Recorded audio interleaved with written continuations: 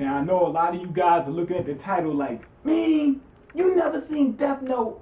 No, I haven't seen Death Note, but I'm watching it now.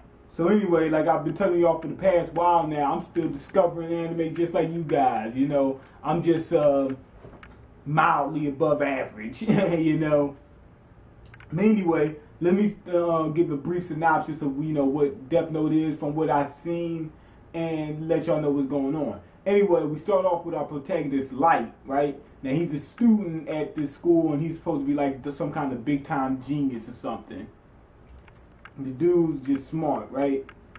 But as he's leaving his school one day, you know, going home, he sees this notebook just sitting down in the, you know, on the ground. He picks it up, and it says Death Note on it. Now, he's reading, you know, the pages or whatever, and inside of it, it says that whoever's name you write in it will die. And it has a couple other rules or whatever. I don't want to give too much away. But basically, you can kill people with this book by writing their name if you know their face. That's the only thing you need. Name and face, and you can kill these people. So he's thinking, he's like, this can't be real. This got to be like chainmail. But at the same time, as you see him going throughout his day, he's looking at the news and seeing all these different killers and people that did this and that. And he's like, man, he said, what is this world, basically, what is this world coming to? And I wish I could do something about this. Boom, that's Death Note. You see what I'm saying? The Death Note's right there for him to do something about it. Now, anyway, he goes ahead and tries it to see if it works. It worked. But he was like, man, it might have been a coincidence. I'm not sure. It could have been a coincidence. So he tries it one more time to see what happens. And he saved this girl's life. But this is the thing. He flipped. After he found out he didn't kill 2 people, you see him go into this like alleyway or something like that. He snapped a little bit. Not saying he just went completely, you know, just back, you know, crazy. But he went off the deep end. And he feels like, okay, now I got the responsibility now to change the world. I got to wipe, you know, evil people off the face of this planet. And that's what mission he's on. But this is the kicker of the story.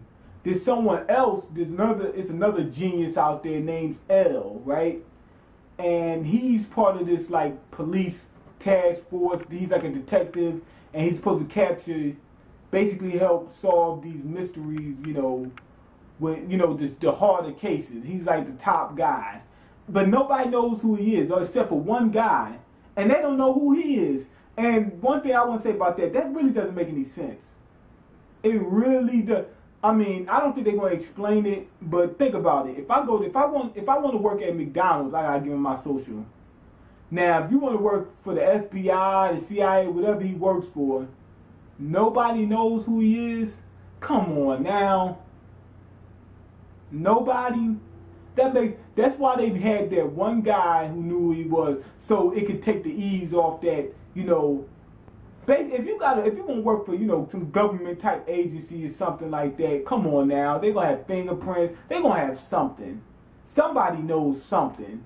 Doesn't make any sense that some weirdo kid gets a job there and nobody knows who he is, or maybe they did know, but he managed to wipe out all the old files on him and start all over. Something had to happen. He didn't just go in there with, you know, say, hey, here's some guy that you don't know about, but trust me, you want him to work for you. It doesn't work that way. So anyway, he's looking for Light, you know. Now, they call him Kira, you know, basically killer, because he's killing these people, but some people are cheering for him because he's bringing down the crime rate, all different kinds of good stuff that he's doing. But basically, this guy's a terror, you know what I'm saying? You can't just have one person going around deciding who lives and dies, so Light has to capture, L has to capture Light. L makes it a challenge. Light accepts the challenge, and basically, they're both in this, like, tug of war. They're trying to see who can capture who first. And you could tell, and that's just the nature of the beast. Think about it. L is a detective. He likes challenges. And Light, he's a genius. He wants somebody that can, think about it. If you go through school only doing addition and subtraction, you're going to be bored. He's bored. he hasn't had anybody that he can match with yet, until he met, until he found out about L. So basically, they're in this like mind warfare where they playing tug of war. Now, in the midst of all this, we got this Shinigami who, is his Death Note. Shinigamis, they have some kind of role in this, and he just wants to, have some kind of fun. He said he's bored. The realm he lives in is, is nothing there, just like a barren wasteland, so he needed something to do. But remember, I'm just now checking this out, so I don't know everything about it. So basically, it's like this tug of war between two guys, going at it mentally, and you just sit around. You're basically like what's the dude, the Shinigami name? What's his name? Yoko, something like that. Yuko or something like that.